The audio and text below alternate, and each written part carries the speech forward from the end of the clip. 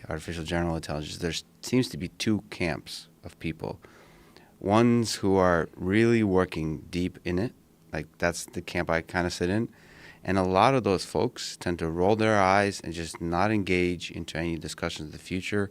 Their idea is saying it's really hard to do what we're doing, and it's just really hard to see how this becomes intelligent. And then there's another group of people who say, yeah, but you're being very short-sighted, that you may not be able to do much now, but the exponential, the hard takeoff, overnight, it can become super intelligent, and then it'll be too late to think about. Now, the problem with those two camps, as with any camps, Democrat, Republican, any camps, is they seem to be talking past each other, as opposed to both have really interesting ideas. If you go back to the analogy of touch of death, of this idea of MMA, right? So in this analogy, I'm going to put myself in the UFC for a second. In this analogy, I'm, like ranked in the top 20. I'm working really hard. My dream is to become a world champion. I'm training 3 times a day. I'm really working. I'm an engineer. I'm trying to build my skills up. And then there's other folks that come along, like Steven Seagal and so on, that kind of talk about other kinds of martial arts, other ideas of how you can do certain things. And I think Steven Seagal might be on to something. I think we really need to be open-minded, like Anderson Silva, I think, talks to Steven Seagal, or somebody talks to Steven Seagal, right? Anderson Silva thinks Steven Seagal is, I want to put this in a respectful way. Anderson Silva has a wonderful sense of humor. And Anderson Silva is very playful. And he thought it would be hilarious if people believed that he was learning all of his martial arts from Steven Seagal. Got it. He also loves Steven Seagal movies, legitimately. So treated him with a great deal of respect. Right. He also recognizes that Steven Seagal actually is a master of Aikido. He really does understand Aikido and was one of the very first Westerners that was teaching in Japan. Speaks fluent Japanese, was teaching at a dojo in Japan, and is, a legitimate master of Aikido. Right. The problem with Aikido is it's one of those martial arts that has merit in a vacuum. Like if you're in a world where there's no NCAA wrestlers or no judo players or no Brazilian Jiu Jitsu black belts or no Muay Thai kickboxers, there might be something to that Aikido stuff. But in a world where all those other martial arts exist and we've examined all the intricacies of hand-to-hand combat, it falls horribly short. Well, see, this is the point I'm trying to make. You just said that we've investigated all the intricacies. You said all the intricacies of hand-to-hand combat. I mean, you're just speaking, but you want to open your mind to the possibility that Aikido has some techniques that are effective. Yeah, when I say all, that's you're correct. That's not a correct way of describing it. Right. Because there's always new moves that are being, like, for instance, in a recent fight between Anthony Pettis and Tony Ferguson actually used Wing Chun in a fight. He trapped one of Anthony Pettis' hands and hit him with an elbow. Right. He basically used a technique that you would use on a Wing Chun dummy, and he did it in an actual world-class mixed martial arts fight. And I remember watching it, going, this crazy motherfucker actually pulled that off, because it's a technique that you just rarely see anybody getting that proficient at it that fights in MMA. Right. And Ferguson is an extremely creative and open-minded guy, and he figured out a way to make that work in a world-class fight. So, and let me then ask you the question. There's these people who still believe, quite a lot of them, that there is this touch of death, right? It's possible. Do you think it's possible to discover? No. Through this rigorous scientific process that is MMA, that started pretty recently, do you think, not the touch of death, but do you think we can get a 10x improvement in the amount of power the human body can can generate in punching. No, Delivering certainly not 10x. I think you can get incremental improvements, but it's all based entirely on your frame. Like if you're a person that has very small hands and narrow shoulders, you're kind of screwed.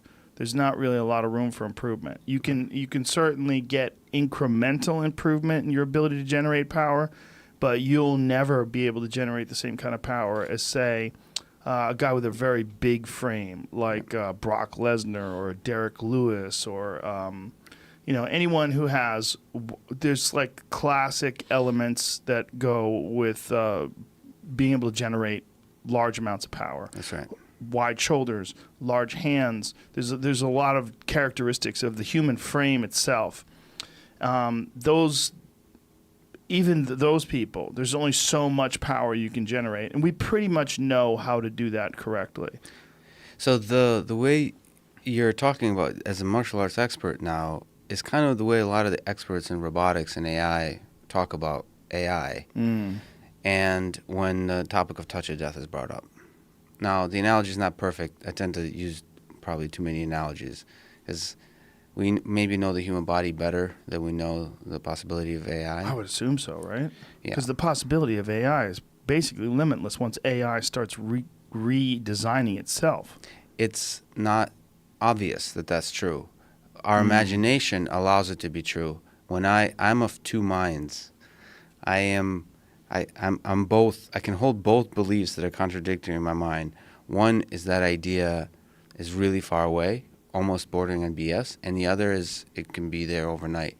And I think you could believe both those things. So there's another quote from Barbara Wooten. It's a poem I heard on a lecture somewhere that I really like, which is, it's from the champions of the impossible rather than the slaves of the possible that evolution draws its creative force. So I see Elon Musk as a representative of the champion of the impossible. I see exponential growth of AI within the next several decades as the impossible. But it's the champions of the impossible that actually make the impossible happen. Why would exponential growth of AI be impossible? Because it seems inevitable to me. So it's not impossible. I'm sort of using the word impossible meaning... magnificent? Yeah, it feels very difficult. Very, very difficult. Like we don't even know where to begin. Grand. Yep, like the touch of death actually feels. Yeah, but see, the touch of death is horseshit. But see, you're like an when expert. Someone's like, ha, and they touch you in the chest. But we don't have the ability in the body to generate that kind of energy. How do you know that? That's a good question. It's never been done. We understand so How do you know much it's about never been done? physiology. How do you know it's never been done? Okay, there could be someone out there with magic that has escaped my grasp. No, you've talked about with Graham Hancock. You've talked about the history. Maybe it was in Roman times. That idea was discovered and then it was lost. Because weapons are much more effective ways of delivering damage. Now I find myself in a very uncomfortable position of defending the concept as a martial artist, defending the concept of this. What martial arts did you study? Jiu Jitsu and judo and wrestling. Those are the hard ones. Those are the Jiu Jitsu, judo, and wrestling. Yeah. Those are absolute martial arts, in my opinion. This is what I mean. Like, if you are a guy who just has a fantastic physique and incredible speed and ridiculous power, you just can generate ridiculous power. If you just are you know who Deontay Wilder is? Yes, Heavyweight champion of the world, boxer. He's you have what's his name? Tyson Fury. Tyson Fury on tomorrow. Tomorrow, yes. Two undefeated guys, right? Yes. Oof. Deontay Wilder has fantastic power. I mean, he just knocks people flying across the ring. I think Deontay Wilder, if he just came off the street, if he was 25 years old and no one ever taught him how to box at all, and you just wrapped his hands up and had him hit a bag, he would be able to generate insane amounts of force. Yeah. Now, if you were a person that really didn't have much power and you had a box with Deontay Wilder and you were both of the same age and you were a person that knew boxing and you stood in front of Deontay, it's entirely possible that Deontay Wilder could knock you into another dimension, even though he had no experience in boxing. If he just held on to you and hit you with a haymaker, he might be able to put you out. If you're a person who is, let's say, built like you, a guy who exercises, who's strong, and then there's someone who's identically built like you, who's a black belt in Brazilian Jiu Jitsu, and you don't have any experience in martial arts at all, you're fucked. Right? Yes. If you're a person who's built like you, who's a guy who exercises and is healthy, and you grapple with a guy who's even stronger than you and bigger than you, but he has no experience in Brazilian Jiu Jitsu, he's still fucked. Yeah. That's the difference. That's why I think Brazilian Jiu Jitsu and Judo and wrestling in particular, those are absolutes in that you have control of the body. Yes. And once you grab a hold of a person's body, there's no lucky triangle chokes in Jiu Jitsu. That's right. Right? But I think I would say Jiu Jitsu is the highest representative of that. I think in wrestling and Judo, having practiced those, I've never been quite as humbled as I have been in Jiu Jitsu. Yeah. Especially when I started, I was like powerlifting. I was a total meathead. And, you know, a 130-pound guy or girl could tap you easily. Yeah, it's confusing. It's very confusing. In wrestling, you can get pretty far with that Strength. meathead power. Yeah. And in Judo, a little bit less so at its highest levels. If you go to Japan, for example, where the whole dream of Judo is to effortlessly throw your opponent. Yeah. But if you go to gyms in America and so on, there's some hard wrestling style gripping and just beating each other up pretty intensely, where we're not talking about beautiful Ichimadas or these beautiful throws. We're talking about some scrapping, some wrestling style. Yeah. fighting. No, I see what you're saying. Yeah, my experience with jiu-jitsu was very humbling when I first started out. I had a long background in martial arts and striking, and even wrestled in high school. And then I started taking jiu-jitsu, and a guy who was my size, and I was young at the time, and he was basically close to my age, just mauled me.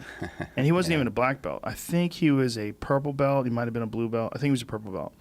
And he just destroyed me, just did anything he wanted to me. Choked me, armbarred me, and I remember thinking, man, I am so delusional. I thought I had a chance. Right. Like, I thought just based on taking a couple classes and learning what an armbar is, and then being a strong person who has a background in martial arts, that I would be able to at least hold him off a little bit. No. And this is that's so beautiful that I feel lucky to have had that experience of having my ass kicked in Philadelphia is where I came up with. Because in science, you don't often get that experience. In the space of ideas, you can't choke each other out. You can't beat each other up in science. And so it's easy to go your whole life. I have so many people around me telling me how smart I am. There's no way to actually know if I'm smart or not, because I think I'm full of BS. And in the same realm as fighting, there's no. It's what Hickson Gracie said. I mean, or some Saulo Ribera or somebody that the mat doesn't lie. There's this deep honesty in it I'm really grateful. Almost like wanting, you talk about bullies, or you talk about, or even just my fellow academics could benefit significantly from training a little bit. I think so too. It's a beautiful thing to almost. I think it's been talked about in high school, sort of requiring it. Yeah, I think we've talked about it many times, yeah. I think it's a more humbling sport, to be honest, than wrestling, because you could, in wrestling, like I said, get away with some muscle. It's also what martial arts are supposed to be, in that a small person who knows technique can beat a big person who doesn't know the technique. That's right. That's what we always hoped for, right? When we saw the Bruce Lee movies, and Bruce Lee, who's a smaller guy, could beat all these bigger guys just because he had better technique. Yeah. That is actually real in jiu-jitsu, and it's one of the only martial arts where that's real. Yeah, and I have in Philadelphia, it started. You had Steve Maxwell here, right? Sure. That's kind of where that was the spring of jiu-jitsu in Philadelphia. Yeah, he was one of the very first American black belts in jiu-jitsu, like way back in the day. I believe he was a black belt in the very early 90s. Yep. When jiu-jitsu was really just starting to come to America. and he had Maxercise. Maxercise, yeah. In Philadelphia. It's still there. And then I trained at Balance, which is a few Gracie folks, which is Phil McGlarese, Rick McGlarese, Josh Vogel brothers. So all those, I mean, especially Vogel brothers, these couple black belts, they come up together. They're smaller. Mm-hmm. They're little guys. And I think those were the guys that really humbled me pretty quickly. Well, little guys are the best to learn technique from. Yeah. Because they can't rely on strength. There's a lot of really big, powerful, 250-pound jiu-jitsu guys who never are going to develop the sort of subtlety of technique that some, like the Mayao brothers, like smaller guys who from the very beginning, they've never had an advantage in weight and size. And so they've never been able to use anything but perfect technique. Eddie Bravo's another great example of that too. He competed in the 145-pound class.